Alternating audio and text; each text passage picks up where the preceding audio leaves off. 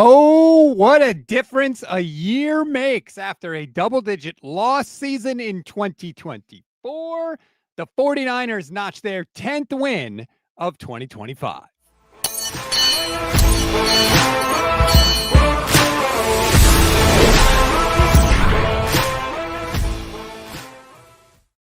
What is good, everybody? Welcome to the Gold Standard 49ers Instant Reaction Podcast. I'm Rob Stats Guerrero, going to be joined by Levin Black here in a minute. We are part of the Pro Football Insiders.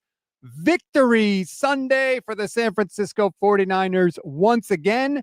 Got a little dicey there at the end. Don't know what happened. Niners got a little sloppy at the end of the game, but nonetheless, Levin Black, he joins us. Levin, it wasn't always pretty, but the Niners put up 37 points, and they have now won 10 games in 2025. Yeah, I mean, they did what they were supposed to do, basically. I mean, it was a take-care-of business game. Go out, beat the Titans any way you can. As long as they got the win, it's a good Sunday. But if I'm not mistaken, the spread was 12.5, so I think they covered the spread. So, yeah, they got sloppy at the end, but this is a good win where they dominated the game. It sounds so weird to say, but the offense was not stopped in this game, and yet the 49ers needed a third down conversion on 3rd and 10. I was sweating this thing out. Ricky Pearsall makes the catch before he limps off. But for most of this game, I would say the word I want to use to describe the 49ers was sharp. Brock Purdy especially. He looked to me, Levin, so under control, so much more decisive, dropping back in the pocket. Made a couple reads. If it wasn't there, he took off. He scrambled for a huge chunk. He looked like he was not forcing passes. It was a very just professional game from Brock Purdy. Yeah, there's actually a play about, I think it was the second drive, might have been the third drive, but in the first half, where it was like, I finally see him learning from his mistakes and not doing what he was usually doing. And it was the time that he got sacked for a 2-yard loss. Mm-hmm. He started to pull a trigger when he felt the pressure. And on the replay, you could see it was to Kittle, and Kittle was covered. So that was the typical play where he would turn the ball over. But instead, he held it, and he just moved up in the pocket and made the best that he could, which ended up being a 2-yard loss. But, as you said, there were other plays where his scrambling turned a negative into a positive. Yes. He didn't have to risk throwing the ball late. I thought he did such a good job of that. I thought he was kind of forcing the ball. The Niners were forcing the ball to Kendrick Bourne at the end of the game just because they want to get him this $500,000 bonus, which is like so irritating. Like, how about you just pay the bonus? You could just pay it. He doesn't have to actually get the yards. It shouldn't be impacting your play on the field. But no, Brock Purdy was in command the whole game. Niners were great in the red zone again.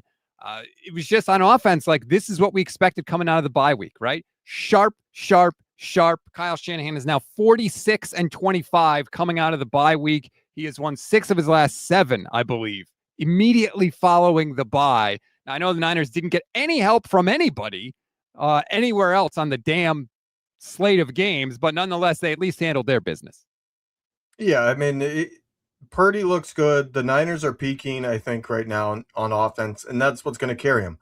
I mean, this game showed the exact formula the 49ers have to have to make any noise this season. The offense has to be dominant. And if they can be dominant, the defense will make 1, maybe 2 plays in the game, and that's it. Like, you can't expect the defense to do anything. They're not good enough. And in this game, like, if this was a game where they played an average or better offense, this is a shootout that the Niners may or may not have won. They may have lost this game with 37 points.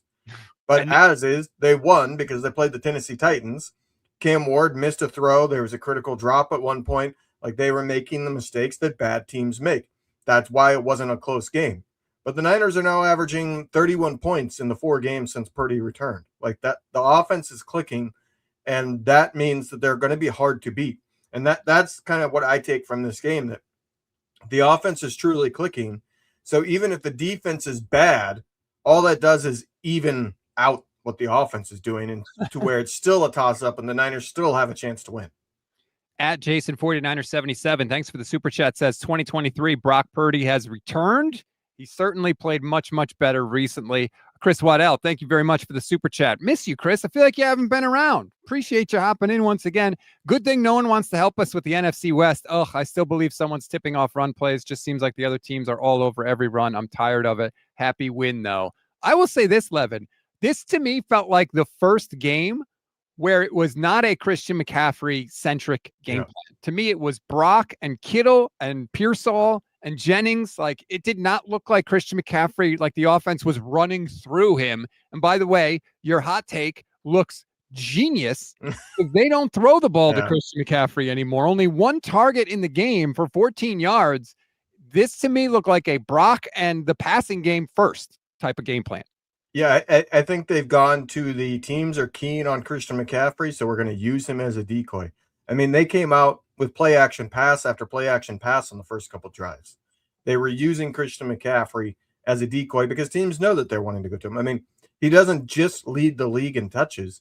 He leads it by a country mile. They had the graphic at the start of the game of games with 30-plus touches. Christian McCaffrey has 5.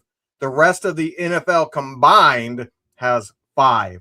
So, yeah, it's to the point now, I think, that Kyle Shanahan's game plan is going to be play action, use Christian McCaffrey as a decoy. If the other team is not keen on him and they make the adjustment to try to shut down Kittle in the deeper passing game, they still had Christian McCaffrey going out to the flat for an easy check down often, to where if they're not keen on it, okay, that will be there, and they can just go right back to what they have been doing. Ouch, my hamstring. Thanks for the super chat. Says the defense had my heart doing backflips. Curtis Robinson runs too long in the same spot. Oh man, he is not very good at all. Matt Barrows has the tweet. The Niners have given up 130 yards and 6.8 yards per carry to the Titans that entered the game second worst in rushing in the NFL. Oh, by the way, as Barrows points out, Jonathan Taylor is coming up on Monday. It was comical how much the Titans were running the ball all over the 49ers defense. It was annoying and frustrating to watch, but when your offense is going to put up 37 points, you can deal with that. Yeah, and I will say the 31st ranked is a bit misleading because since Callahan, their head coach, was fired and McCoy took over, their running game's been a lot better. I think Pollard had 120 yards last week as a running back, but they're not a good offense. Like, this is a game, and they were harping on it towards the end of the game that if Cam Ward hits that throw at the end of the first half, I think, yeah, you might have had a different story. But like I said, they couldn't stop the Niners offense. And there is no way the Titans are going to go punch for punch with an offense that didn't punt the game. Right. I mean, they were so efficient and just plowing down the field. They did it every possible way. They did it on short drives with chunk passing plays. They grinded out a 95-yard drive, 15 plays for 9+ minutes in the third quarter. It was beautiful to see. They just squeezed the life out of Tennessee to go up 31-10. And then after that, they got a little loosey-goosey, which was very frustrating. But, I mean, you can't complain about the offense today. Whether it was Pearsall finally coming alive here with the 6 catches, 96 yards, and you could see first play of the game, they dial it up for Pearsall. He makes the catch. The guy does a hip drop tackle on Pearsall's ankle, and he is ticked. You could see it on his face. He was just so frustrated on the sideline. Now, to his credit, he came back and obviously played well, but you could just see how annoyed he was because he's a really good player. And when he is rolling, he adds such an element to this offense. Like, even at the end of the game, 3rd and 10, they need a play. Pearsall beats his man in man coverage, gets open, falls down, still makes the catch. Like, he adds a real element to this defense that they're going to need going forward, or to the offense that they're going to need going forward. Yeah, I mean, without him, it's essentially Kittle or Jennings. And if those two guys happen to get covered, there's nothing else. The other wide receivers aren't really bringing anything. And getting Pearsall adds a different element to where, one, they have a little bit more of a speed element, but two, you got 3 guys, so there's likely to be one of them getting open. It's really hard to take away 3 guys as a defense. 2 guys, it's a little bit easier, but 3 guys you're not going to be able to take away. So one of them is likely to get open. And as we've seen, Purdy's strength as a quarterback, one of them is pre-snap recognition, being able to know where that open guy will be. Chris Waddell says, no worries. You're still getting views from me. Just missed a lot of the lives, unfortunately. Well, we appreciate the views. Gabe Garoni, YouTube channel member, says, beating Levin to the wet blanket Met take. No takeaways. No sacks is not good. Puts a dark cloud over this win. I mean, well, they should have had multiple. They dropped multiple interceptions in the game. The no sacks thing is incredibly frustrating, but that's who they are. They just cannot rush the passer at all. But yeah, you do have to hold on. Mustafa had a play. The secondary did not have a good game today, like we said. As good as the offense was, the defense was incredibly frustrating. But again, we know the Niners are a flawed team. And in a game where the defense did not play well, had their worst game in I would say, a month, they still won by multiple scores. Right. I mean, it was a good time for the defense to have a bad game. And I do wonder how much of it was they just figured the offense is going to be doing great. So kind of not, I wouldn't say not game plan, but have a safe game plan in terms of try not to allow the big plays. Now, they still had breakdowns in coverage where somebody was getting open deep, but it seemed like to me that the defense's strategy was we're going to give up some yards, but we're going to have faith that at some point in their drive, they won't be able to get a first down within 3 plays.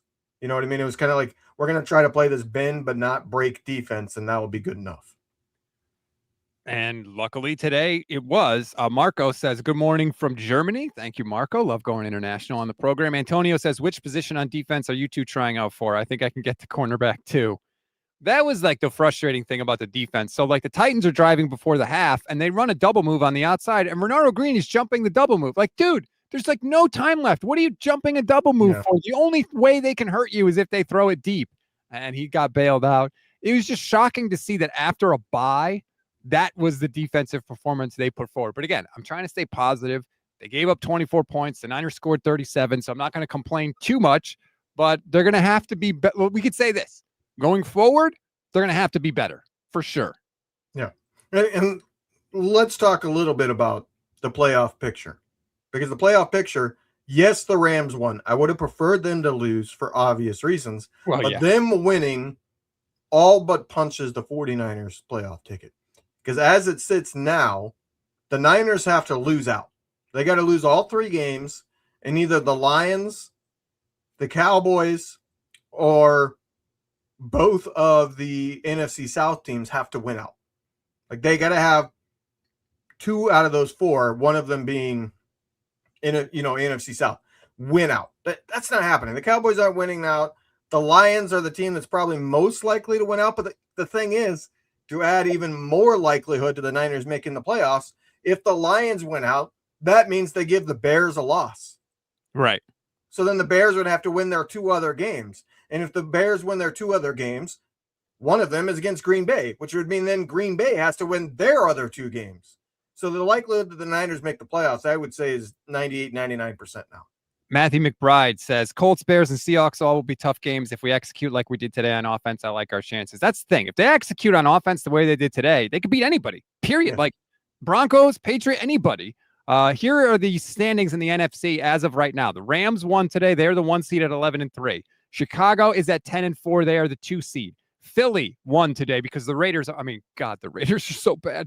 Philly at 9-6 is 3. Tampa at 500, 7-7 is the 4 seed. They lead the NFC South. Seattle's 11-3. They are the 5 seed. Niners are the 6 seed at 10-4. And Green Bay lost today to Denver. So they are the 7 seed at 9-4-1. And then Detroit is at 8-6. They are the 8 seed. They obviously lost today to the Rams. So you're right. Happy 46th birthday, Kyle Shanahan. Your present is your team is going to the playoffs, barring a disaster of epic proportions. Yeah, I mean, it would have to be one of the all-time disasters because it's not just, they lost out. It's, they lost out. And these specific teams won out while the teams that they beat also won all their other games. Because like I said, the Lions play the Bears and the Bears play Green Bay. Mm-hmm. So it's guaranteed 2 of those teams get a loss.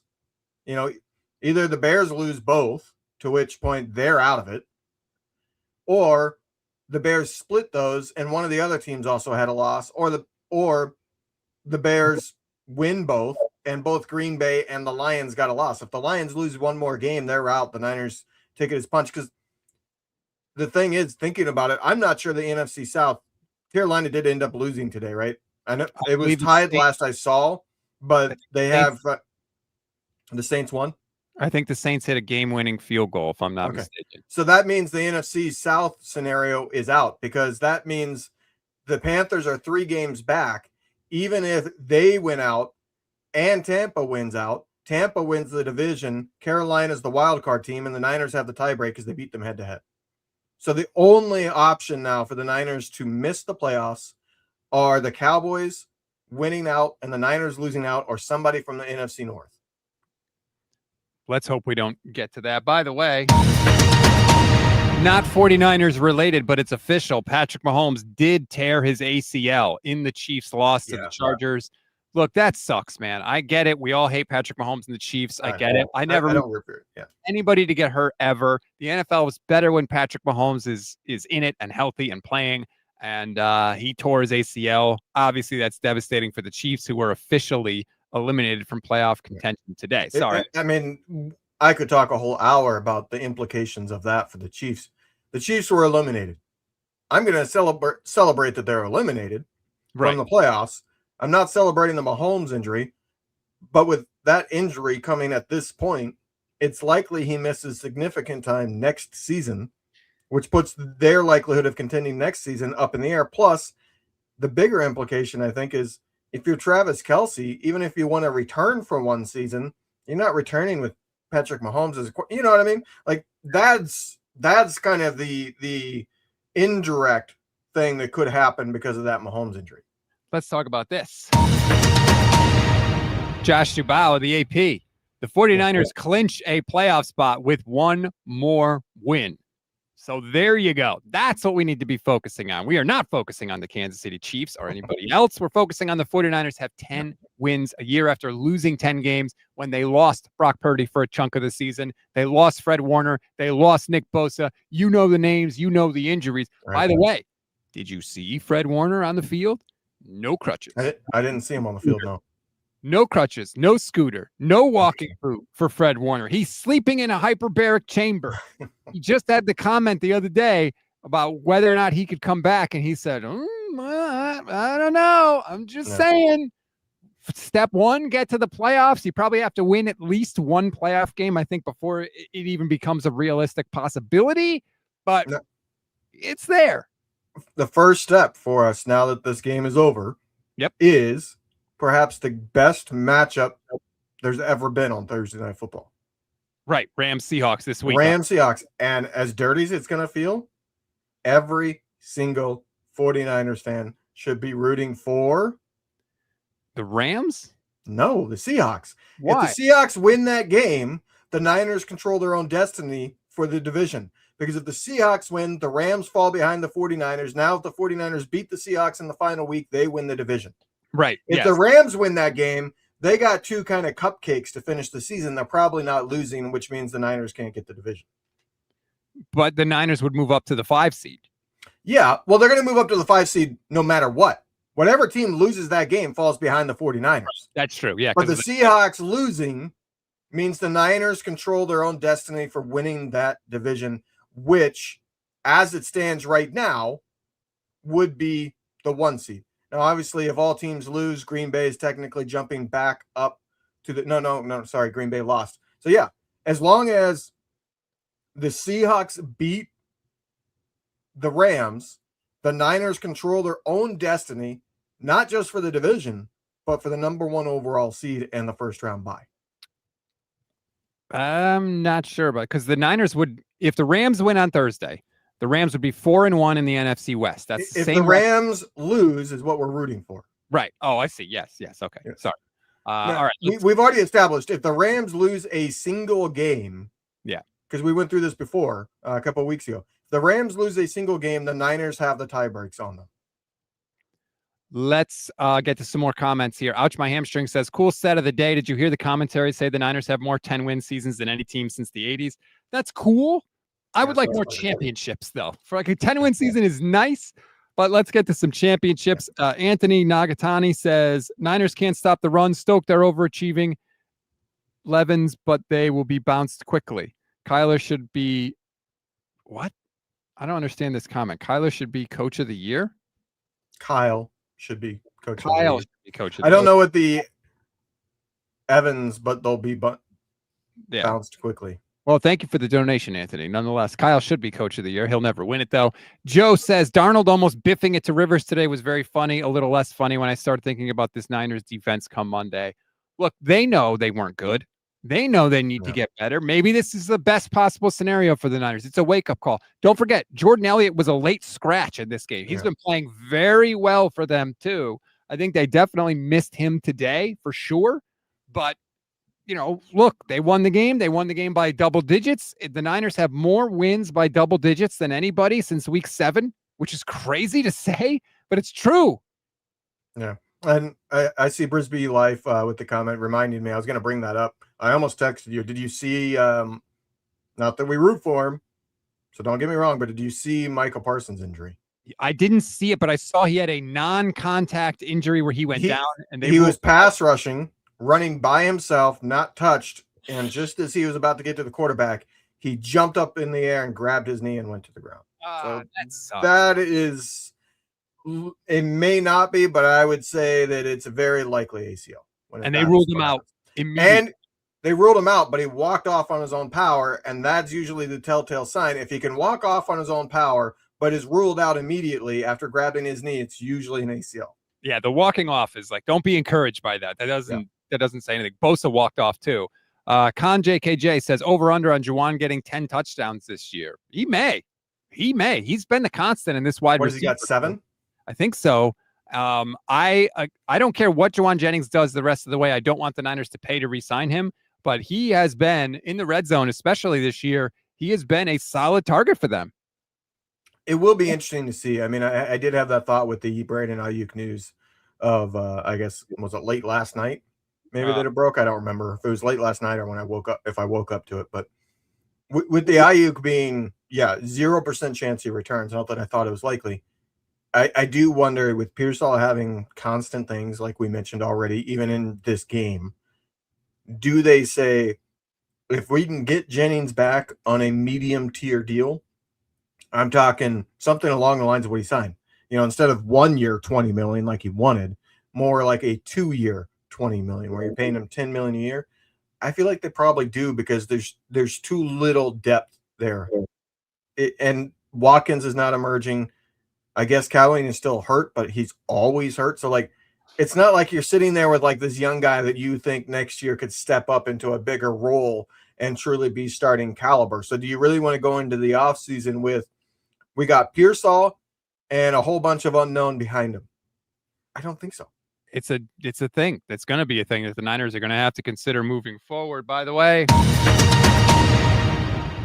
Packers star Micah Parsons is believed to have torn his ACL, according to Ian Rappaport.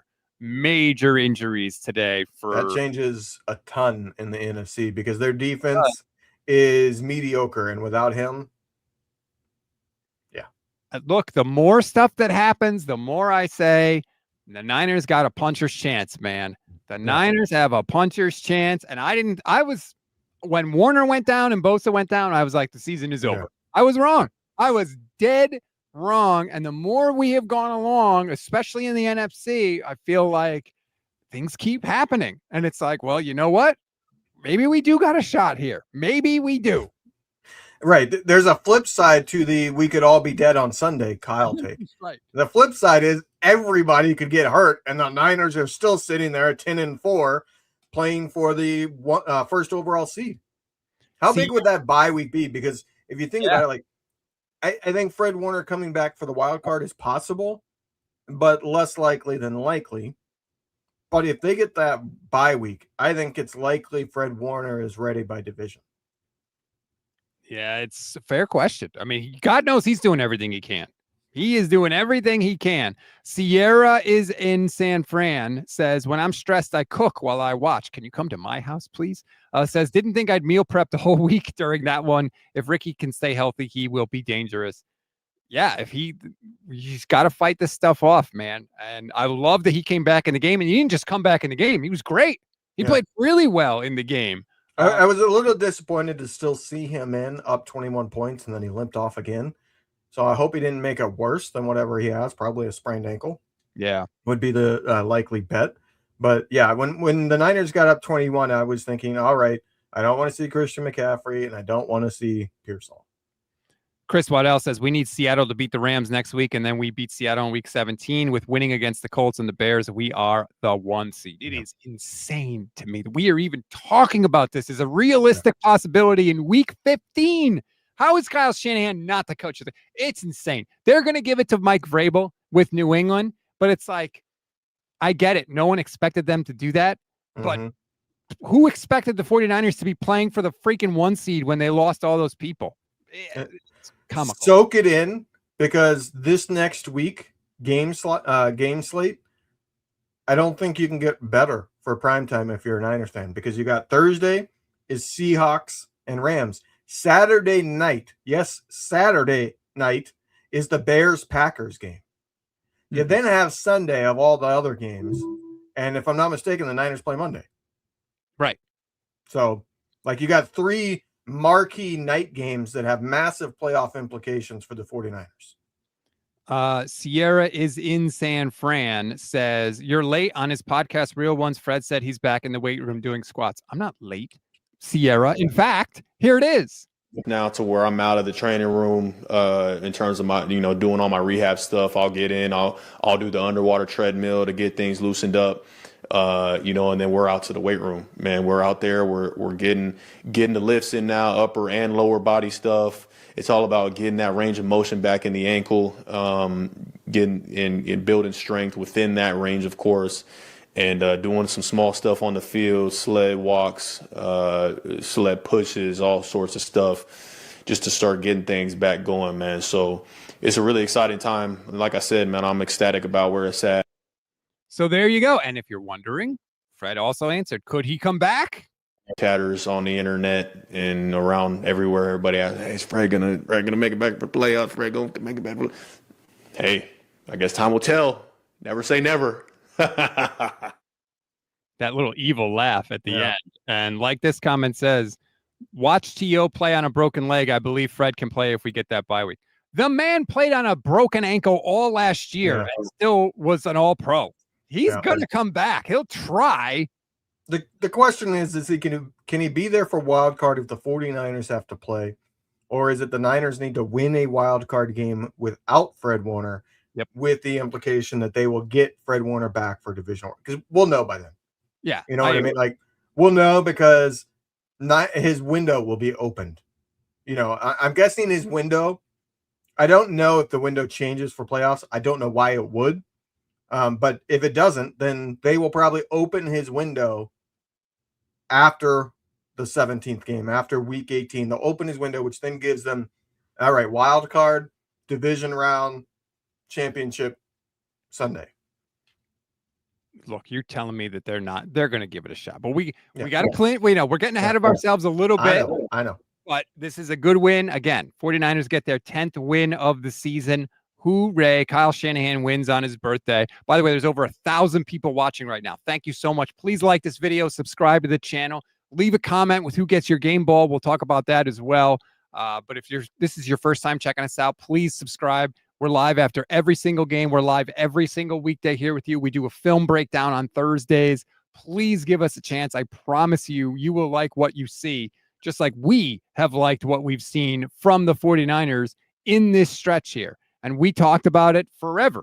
What do they have to do in this stretch? After the Rams lost, we said, hey, it's Arizona, it's Carolina, it's Cleveland, it's Tennessee. You have to take advantage. And the Niners went win, win, win, win. And they have put themselves in the best possible position. Everything is on the table for them now in the last 3 games of the year. Just take care of business next week. The Niners, if they win Monday night, they're guaranteed to improve their playoff standing and be in arguably the best position other than the number 1 overall seed, and that is being 5th and getting to play the NFC South winner, which is not a good team right now. Baker is way off, and Carolina's just not a good team. Shanahan is speaking at the podium. This is an interesting little comment here. Shanahan would rather Brock Purdy not do the jump pass, but when it works, we call him Michael Jordan. I don't like the jump pass either, but it wasn't a risky throw. That's the thing. No. It was open in the end zone, and Brock did the jump pass for a touchdown. If he didn't do the jump, it probably got batted down and potentially picked. So you got to do what you got to do. Like, if he's doing that and throwing into coverage, then yeah, you get after him for it. But if he's doing that to throw to a wide open guy, do it every single time. I don't care. Right. I like this comment from Monitor, who says, I will feel better when Nick Martin comes back. Gifford is molasses out there in the field. Yeah, the linebackers today were Curtis Robinson and Gifford. And then they were using Jair Brown and Pinnock as sort of the linebacker safety hybrid. They missed Nick Martin out there. God knows they missed Fred Warner. They missed Tatum Bethune out there, yeah. Levin. Yeah. I mean, getting Tatum Bethune back, Nick Martin a little less so because it wasn't like he was really playing in front of those guys anyways that are out there currently. So I'm not convinced that he would get run. He might help the special teams, but the special teams hasn't been bad. So, but certainly I think Tatum Bethune will make a big difference just because it gets Gifford off the field. And I think, obviously, I mean, it should go without saying, getting Fred Warner back, I think elevates the defense from the offense just has to outscore the other team in the playoffs to, well, the defense has a chance to actually do something. Ooh, how about this comment from Kyle Shanahan talking about Brandon Aiyuk on why they put him on the reserve left squad list. Quote, we haven't seen him in forever. Yeah, so I guess we're 31 minutes in. We can talk about it a little bit. I didn't want to lead the show off, but I'm not convinced that this doesn't get really messy, that the Niners are waiting for the season to end and they file a grievance trying to get all the money back from this past year and have the year not count for Brandon Aiyuk because he no-showed all season. I wouldn't be shocked if they went after more money. I will say. I think that this sets the same. They put him on the Devondre Campbell list, Levin. That's what I'm calling. They put him on the quit on the team list. It's essentially it's a retired list. It is a list that's typically for players who are going to retire. Do the Niners make an argument that he no-showed all year? So either he has to give all of his salary back from this past year, or his contract is voided. That might be the argument that they come with, where they say, we don't want him here. We're happy to just have the contract voided where we don't have a dead cap hit and he can go do whatever the heck he wants. But if he is demanding or not accepting of that, or the NFL won't accept just voiding the contract, then we don't think that last year should count and we control more of him. It is a bizarre, sad situation. And at this point, this news, like it flips me from, I don't like what Aiyuk is doing. I don't think it's best. I don't blame him for not trusting the 49ers doctors, though. To Brandon Aiyuk, whoever you're listening to, you're effing up. And if I was your agent, I would be dropping you as a player for not showing. All you have to do is be in the building. You don't have to rehab with the team. All you have to do is be there and allow them to look you over. You don't have to do what they say for rehab. You don't have to go out and practice. You just have to be in that building like once a week. And if you're not doing that, yeah, the Niners have a very good argument at this point for saying that this year does not count for Brandon Aiyuk. The wide receiver news continues for the Niners, and this also is not good. Kyle Shanahan said Ricky Pearsall most likely irritated the PCL injury that sidelined him for 6 weeks earlier this season. He's going to have an MRI tomorrow. That was the last one when he limped off the field to end his play. Like, that's why I didn't want him out there with 21. He's already had a knee injury. His ankle is hurt. When your ankle is hurt, you're going to compensate, which puts more stress on all the other parts of your body. I was not happy that it was out there, and it looks like it might have cost them, which, yeah, that's a tough one. It was a 2-score game. He got hurt when it was a 2-score game on that last third down that they converted to really kind of seal the game. That was the play where he limped off and got hurt on. It was very, like, they needed it. They needed him to convert that 3rd and 10. It was going to get dicey after that. And it's just a bummer because he just can't get, like, down the tracks. You know, like every time he starts to get rolling, something pops up. That's what I'm saying. Like, I don't feel like the Niners can go into next offseason without wanting to bring Jennings back unless Jennings is just being illogical. But if Jennings is being illogical, say, go out there and, give us the right to match, and we'll let you know. If you get over this dollar, more power to you. And I don't feel like Jennings is going to have a massive offer out there. I could be wrong. I mean, Kirk got a contract of like 20 plus million, and everybody was like, where the heck did that come from? Yeah. So it's not impossible, but I just don't think he's going to have the contract that he thinks he has. And in that case, you bring him back. And if I'm the Niners, I am full bore into the wide receiver trade market. Go out and get somebody. Brian Thomas, if you can get him from Jacksonville.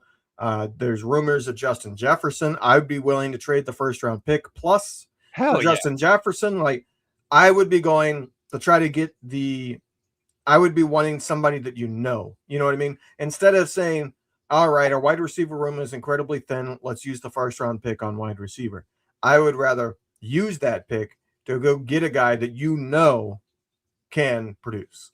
I completely agree, especially with how finicky they are with rookie wide receivers. Forget that. Go get a proven player. There's guys out there and see what's up. I'm sure you could shake one of them loose. I'm sure you could do it. And I would much rather have a proven person out there than even if they drafted a rookie in the first round. Like, we know how Shanahan is with rookie receivers. He's got a very high bar. So we'll see. But again, we're getting ahead of ourselves still. Well, there's a lot of options because there's the option of like throwing in Mac Jones to get a really good wide receiver off of somebody. Right. You know what I mean? Like Indy is going to be a popular rumor mill probably for the 49ers and Mac Jones because of the Daniel Jones injury, where Daniel Jones is pretty much out all of next year. So it's going to be a wild offseason. I know it's regular season, but no matter how this season finishes, the Niners are going to be in almost every single storyline because they got wide receivers they need. They have a first-round draft pick that I think they'd be willing to trade because it's clearly, I think, next year a all-in type of year with the way this year has gone. And, oh, by the way, they have this Mac Jones card here that can be played for all sorts of different things. How do you not?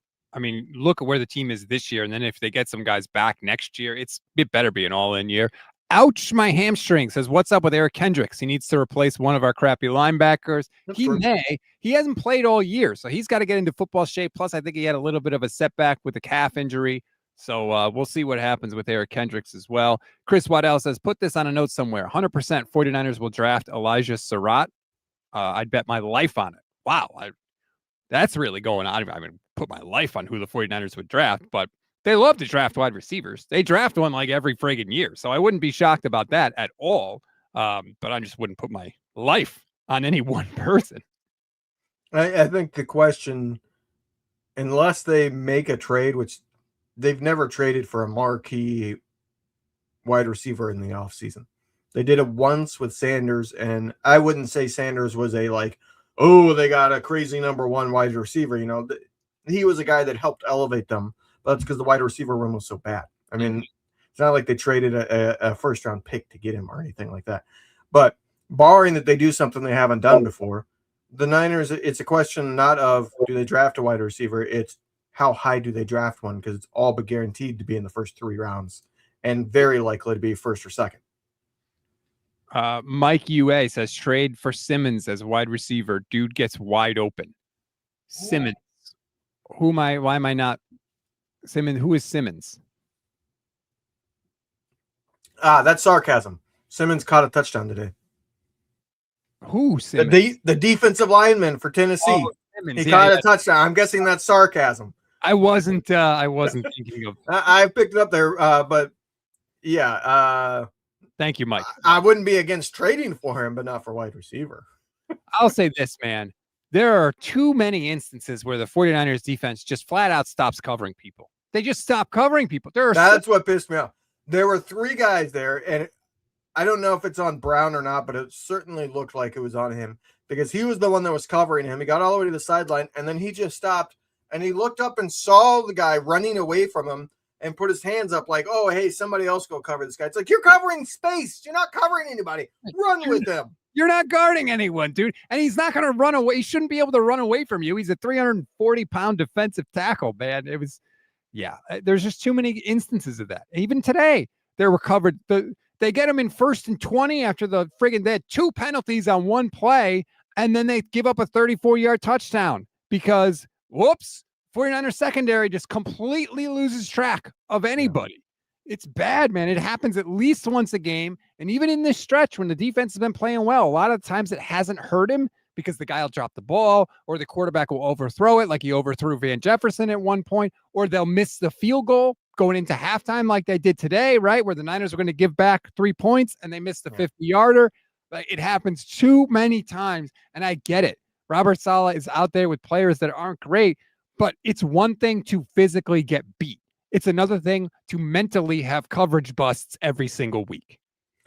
I'll say it may have to do with a combination of running a lot more zone and inexperience, because they're a very young secondary and they're running a lot of zone this year, unlike normal, to where it feels like people go, this is my zone, and they see somebody breaking their zone and they just go, well, they left my zone, I don't care.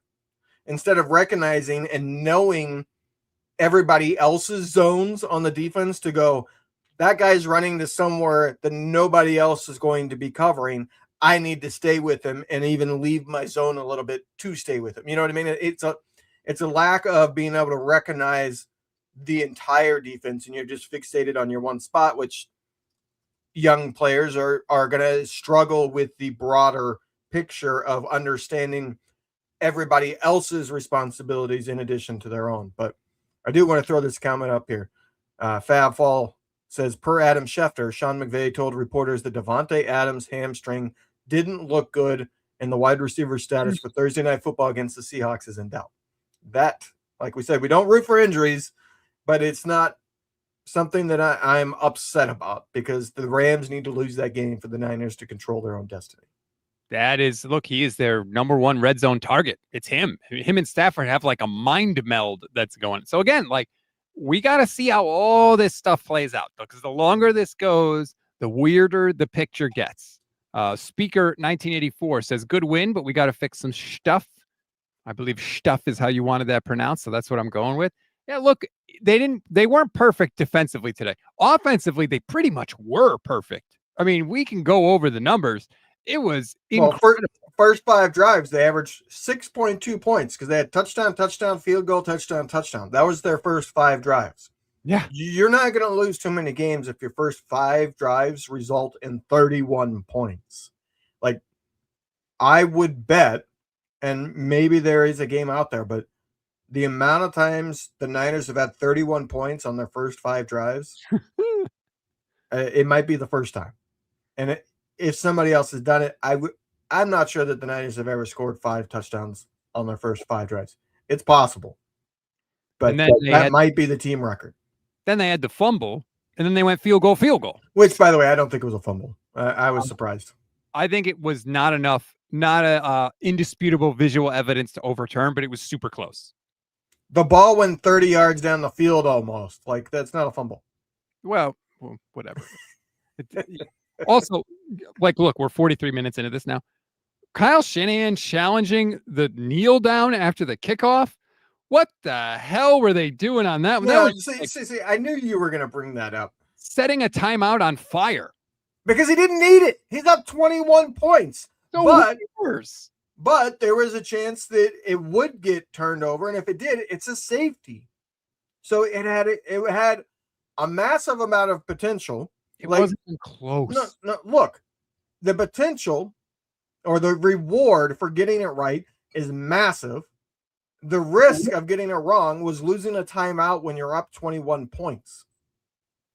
It wasn't close. Like, I watched that live and was like, all right, touchback. And then they were like, wait, They're challenging it. I'm like, what the hell are they doing? It was close, and they never showed the replay, so they were going off one time. It's kind of I don't have anything to lose by challenging this. They lost a timeout up 21 points. Big deal. Matt LaFleur on Micah Parsons, quote, it doesn't look good. I'll leave it at that. That is not ideal for the Green Bay Packers. We'll get back to more of your 49ers comments in a minute, but first, a word from Sleeper. as usual, we're back picking 49er games, and we crushed it with the picks on Friday. Brock Purdy, more than 1.5 passing touchdowns. Ding. George Kittle, 58.5 receiving yards. More than that. Ding. Brock Purdy, more than 242.5 passing yards. Ding. Ricky Pearsall hit his receiving total. Yes. Juwan Jennings, let's see. Did Juwan Jennings have more than 47.5? I want to say no. Ooh. He had 36 and 37. Yeah. So he didn't quite make it. And I also had DK anytime touchdown for Tennessee. That didn't make it. And then the Christian McCaffrey, Michelle had over the 46.5 receiving yards. I'm off that train. I am off the Christian McCaffrey receiving yards train, as you have pointed us. I was surprised. I actually listened to your guys' episode. Imagine that. I had time in the car to listen. Gee, thanks. Yeah, you're welcome. But yeah, she took like every receiving over. I'm like, Christian McCaffrey is averaging like 38 receiving yards over the last 3, and usually Michelle's on top of it. I feel like that was one where Michelle ignored the stats and went with her feelings. Went with the gut. I just think that it was working every week. Like, he was killing it. Not so much today, but nonetheless, most of our picks hit. If you want to make picks, please do it with Sleeper. It's what we use, obviously. All you got to do is pick higher or lower on different stats like touchdowns, receiving yards, etc. You could win up to 1,000 times your payout. So if you get your picks right, you could win big. Just download the app. Don't take our word for it. Download the app, and you automatically get a free $20 entry if you sign up. So right then, you don't have to put any of your own money. You get a free $20 entry. Go and check it out. See for yourself. You can see all the different things they have on the app. They have news on the app, which you could see right there on my phone. The Kansas City Chiefs stuff, the Shador Sanders stuff. They have fantasy picks as well. And of course, they have the picks like we make for the individual games, and not just football, a whole bunch of other sports. So please go and do it. And if you want to deposit your money and you want to have some fun, go ahead, but use our code GSP, and you'll get up to $100 match on your first deposit. So use our code GSP. Terms and conditions apply. See Sleeper's terms of use for details. Currently operational in over 25 states. Check out Sleeper today. So, I hit the wrong button. Apologize there. Who gets your game ball today, Levin? I think it probably has to be Purdy. I mean, it was kind of a offensive team effort. Jennings got 2 of the touchdowns, but he only had 37 yards. McCaffrey had a touchdown, but he didn't have big numbers in this game. Kittle had close to 100 yards, but not 100 yards. Pearsall had close to 100 yards, but not 100 yards. The only person who put up big numbers is Purdy, and it's got to be somebody on offense. It has to be somebody on offense for sure. Brock or Kyle Shanahan, since it's his birthday. You could do that. I mean, Purdy was surgical in the game. 23 of 30, 295 yards, 3 touchdowns. He did have the 1 turnover, but he was flawless. And the longest run of the season for the team, too. Yes. In fact, longest run. Let's see. Josh Dubois had the number. It was the longest run by a 49ers quarterback since Colin Kaepernick, of all people, against the 30 Dolphins. yards in 2016, I think they said. How about that? But he just Brock looked so in control. It wasn't helter-skelter. It was drop back, check a couple of reads. All right, step up in the pocket, scramble. Or he also had at least, I think, 3 or 4 throwaways today. I think I said it coming out of that Cleveland game. I think something clicked for him, and it looked like it continued today. Yeah, I think this game might also help him take it even a step further. Hey, I can throw the ball away, but if nothing's there, just scramble for whatever I can get. Yep. You know, he had one that he could have thrown the ball away, but instead he scrambled for 1 yard and ran out of bounds. It's like, that's still 1 yard. You know what I mean? Like, it still has an effect. And I feel like that's the step that we've been wanting him to take. Not just throwing the ball away, but using his legs more, realizing I don't have to sit here and hesitate, hoping somebody gets open. If I escape the pocket and I have daylight in front of me, go get 5-6 yards on first or second down and then live for the next down. Please, Brock, keep doing that. That is if he can make that switch, it will make such a massive change for the 49ers. Now, the key is going to be, can he do it in different situations, right? The 49ers in this game never trailed. So it was always a quote unquote comfortable situation. They got up by 2 scores almost immediately. They were up by more than that for a huge chunk of this game as well. So it's a lot easier to play that way when you're not feeling the pressure of, oh God, it's a 1-score game. We need to play. We can't give it back to them because they might tie it up, or it's tied, or we're losing, right? That's going to be the next sort of test that he has to clear. Can he avoid that temptation? Because it's always there with Brock in the back of his head, like, make a play. You could make that throw. Like, he's got the two angels on his shoulder, right? And one of them's going, just scramble for a couple of yards. You'll throw it away next. You'll throw it next down. And the other one's on his shoulder going, forget that. That guy's a wuss. Chuck it down the field. Look, Kittle's open down there. Yeah, well, I mean, we've had 2 games in a row where it looks like maybe he's finally realized how to play without turning the ball over. I think the next critical step is, what does he do once he starts to string these along? Does his confidence and ego get the best of him? Ooh, I've had 3, 4, 5 games in a row. I can get away with, you know what I mean? Like, where he starts to think, well, all of this is working, so why won't that work? And he starts taking bigger risks, and suddenly he has a game where he turns the ball over multiple times again.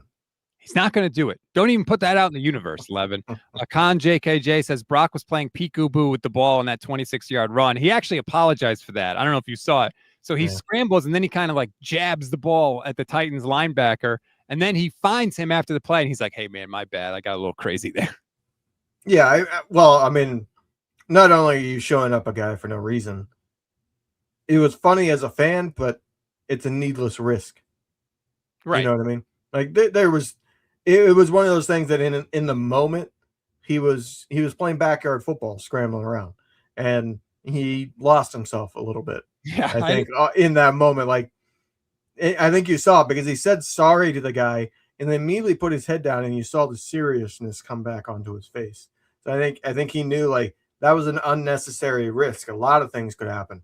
Maybe the guy starts to throw up his hand at the same time I start to stick my hand out, and now I lost a fumble. Maybe I just lose my grip on the ball because I'm holding it with one hand. You know what I mean? Like, there was no reason to risk that, but I think he knows that. Yeah, the fact that he realized it so quickly, nothing to gain, everything to lose in that scenario. One last note before we go, and it's once again positive. Apparently, Greg Papa may be making a return for the last couple of games for the 49ers. Guy Haberman was doing the game today. Guy has been fantastic. All the guys doing the fill-in, I thought, have done a pretty good job. But obviously, Greg Papa is the regular play-by-play voice of the 49ers. It's whether he returns or not, it's awesome that he's feeling well enough to even consider it. So that is awesome news. Obviously, we know Greg Papa is fighting cancer, and we send our best to him and his family. But if he can come back too, great. Bring it on. Because you know what? As much as I didn't like it, I do kind of miss the touchdown San Francisco a little bit. Yeah. Does he keep the beard? I think you got it, right? Don't mess it up. Don't change anything, Greg. Yeah, I mean, it's interesting. He grew a beard. It's probably like, I'm sure he shaved it because for appearance, like, typically you want to be clean shaven when you're doing something that's got an image to it. And I know he is radio, but he's still seen, he's still around. It's more professional looking to be clean shaven. But he's got the beard now. You've had the time to grow it out. Maybe you keep it. Yeah. I am pro beard as somebody that struggles to grow one. He can clean it up a little bit and he'd keep it if he wants to keep it. Plus, like you said, it's radio. It's, you got a little more leeway. Jan says he's never liked Papa's TD call. I never loved it, but I miss it because, like, I got a lot of good memories tied to that call. Let's be honest. I mean, I'll say this. Having a signature touchdown call for your team is good, even if it's not a great one. You know what I mean? Even if it's not all that original and that good of having a signature one, something that when it happens, what's coming, it is just, I guess, special would be the way to put it. Like, when you don't have a signature, that's to me, like, a lot of what sports fandom isn't the games themselves, isn't the rooting and the cheering. It's the traditions of your team and being engrossed in that and feeling like you're part of, like, a special group. You know what I mean? Like, hey, I'm a fan of this team, and this is what this team does. Right. And that's part of why we all watch sports. Like, we like to be part of the group. The community is part of it. Certainly, I feel that with this 49ers community. James T. Kirk asks, what's your overall grade for the defense? F plus. Like, they didn't do anything right. They did have some turnovers that they absolutely should have had, and they did get a few stops, so it's not a complete F. Yeah, if they held on to some of those picks, you certainly would be giving them a higher, but they didn't. Yeah. So that's a fair thing. Yeah. David Lombardi notes the Niners are 5.5-point favorites on the road against the Colts. Now, obviously, look, that's no Daniel Jones. That's 44-year-old Phillip Rivers there. But I was sort of chalking this Colts game up as a loss before all this stuff happened, Levin. Now, with no Daniel Jones, with Phillip Rivers in, are you expecting the 49ers to win next week? I'm expecting. I would not be shocked if they lose, but I'm expecting it. It's funny. Since the midpoint of the season, the next two games on the 49ers schedule have flipped completely. Yes. Midpoint of the season, it was, they'll probably lose to the Colts, but they should beat the Bears after that. And now it's, they should beat the Colts, but they'll probably lose to the Bears after that. I don't know. The run defense is going to be tested over the next 2 weeks with Jonathan Taylor of the Colts and the Bears, who just run over everything. That's the thing with the Bears. Like, they don't look great. I get it. Like, they've won some games where they have looked great, but their usual is they're doing just enough to win games. The thing is, Ben Johnson versus this defense, I mean, it's a guy that's going to be capable of exploiting the huge deficiencies this defense has. Yeah, he sees the film just like we do. There is a clip of Ricky Pearsall in the locker room. I haven't heard this. I think it's talking about, the fact that people were frustrated that he wasn't putting up some big yardage. Let's take a listen to Ricky Pearsall together. Last couple of press conferences, Kyle was almost to the point of sounding annoyed when he kept getting asked about Pearsall in the offense. Yeah, I was getting annoyed too. and he's saying, look, he's doing the same thing he's always done, but sometimes the ball doesn't go there. Did he need to tell you that, or you just knew that? I mean, a lot of my teammates, that's the good part about this team, man, is he doesn't really need to tell me. And I think that he didn't straight up come up to me and tell me for a reason is because he knew the vets in this room. And, obviously my locker mates that I'm right next to, there's big vets that, tell me, the things that I need to hear as a player and, that the ball's going to continue to come my way, later in the season, and just to always be ready and know the impact that I'm making, even with the ball in my hands. Oh, Ricky, get healthy, please. I don't know what he's got to do over the next week, but man, do they need him desperately. That was a mild-mannered take to go with his mild-mannered Clark Kent look. Yeah, the glasses. That was like classy Ricky Pearsall. Yeah, I didn't even know he wore glasses. I don't know that I've noticed, or maybe I just don't remember. Maybe he's worn them before and I just don't remember. But it's interesting that's what he was responding to. I would think they asked him about his injury, and it's interesting that a lot of times when there's an injury where somebody's needing an MRI and stuff, they get out of that locker room so that they can't be asked about it and they can avoid all of that until the MRI. So I find it interesting that he's there answering questions. I hope that's a good sign because when you have a guy that goes 6 for 96, 16 yards per catch and catches 6 out of 7 targets, like, yeah, man, you desperately. I mean, Aiyuk in the year that he had, the 2023 year, was at 18, I think, yards per catch. Like, I'm not saying he's totally replaced Aiyuk or he's as good of a receiver as Aiyuk was, but he's coming pretty close. I mean, he's certainly the closest on the roster to being able to do it. I mean, that's the thing. Like, it's a weird thought, but if Pearsall is not capable of playing in the playoffs, I feel like that probably closes the window. They got a puncher's chance as it is, but the puncher's chance is based on the offense being dominant. And without him, I think they're too limited. A good defense in the playoffs is going to be able to limit that offense too much. Well, that's the thinking that the 49ers have to have now. It's okay. Pearsall, we don't know the extent of the injury. I want to make that clear. We don't know if it's a 1 week thing. We don't know if he's going to be out multiple weeks. We have no idea. He's going to have an MRI tomorrow. But if it's a multiple week thing, the Niners got to be thinking of, we got to make sure he's back for the playoffs because, like we said, they're one more win and they clinch a playoff spot. So it's all going to go into the stew when it comes to their decision making. Yeah, I mean, The reality is they've essentially clinched as it is. There has to be a wild amount of circumstance for them to miss. Don't do that. Nah. Don't tempt the wrath of the thing from high atop the whatever, okay? You're not clinched until you're clinched. So maybe one. You need to quit clinching because it's okay to say the Niners have essentially clinched. Look, nothing's done until it's done. All right. This team had a double-digit lead in a Super Bowl with 5 minutes to go and lost it. All right. Nothing's done until it's done. That's not all that uncommon, though. Losing a in the Super Bowl 10-point lead against one of the best quarterbacks of all time with 5 minutes to go, that's not all that uncommon. Missing the playoffs when you have to lose out and a whole bunch of other teams have to either win out or go 2-1 in the specific games, lose one specific game.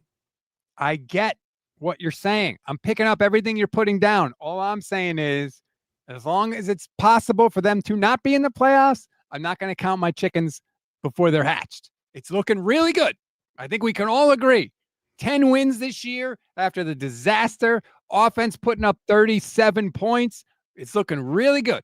But nothing's done until it's done. You can start counting, just don't finish the count. Okay. Stop the count. No, just kidding.